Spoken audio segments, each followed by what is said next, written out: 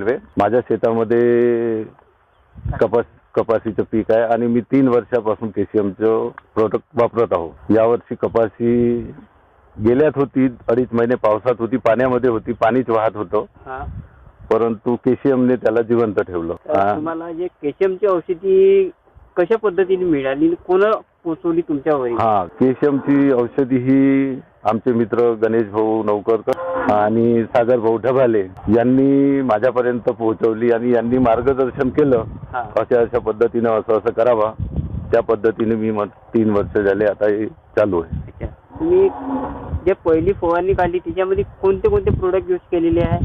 काय तुम्ही पहिल्या फवारणीमध्ये बलवान, ऍक्टिव्ह प्लस, बस हे 2च वापरले. 2च प्रोडक्ट. चला तर आता आपण प्लॉट व्हिजिट करू.